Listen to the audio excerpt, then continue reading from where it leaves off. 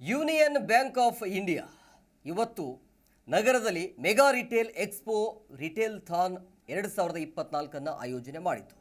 Mekhri circle ಬಳಿಯ ಅರಮನೆ ಮೈದಾನದಲ್ಲಿ ಮೆಗಾ ಕಾರ್ಯಕ್ರಮವನ್ನು ಯೂನಿಯನ್ ಬ್ಯಾಂಕ್ ಆಫ್ ಇಂಡಿಯಾದ ಪ್ರಧಾನ ವ್ಯವಸ್ಥಾಪಕರು ಮತ್ತು ವಲಯ ಮುಖ್ಯಸ್ಥರಾದ ನವನೀತ್ ಕುಮಾರ್ ಅವರು ಉದ್ಘಾಟನೆ ಮಾಡಿದರು.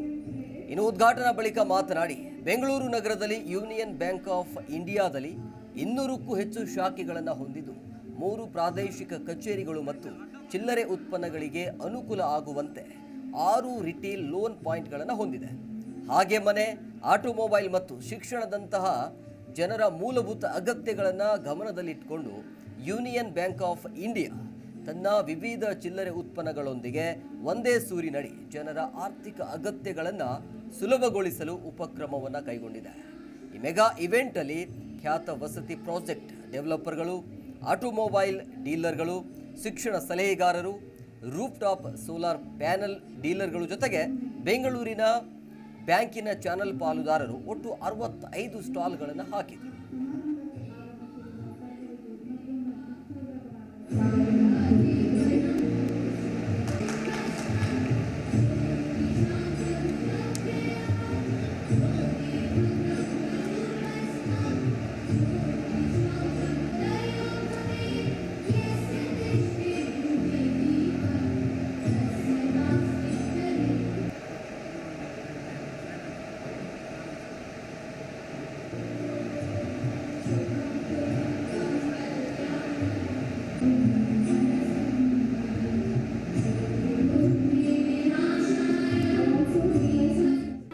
ಜಿ ಕನ್ನಡ ನ್ಯೂಸ್ ಈಗ ನಿಮ್ಮ ಮನೆಯಲ್ಲೇ ನೋಡಿ.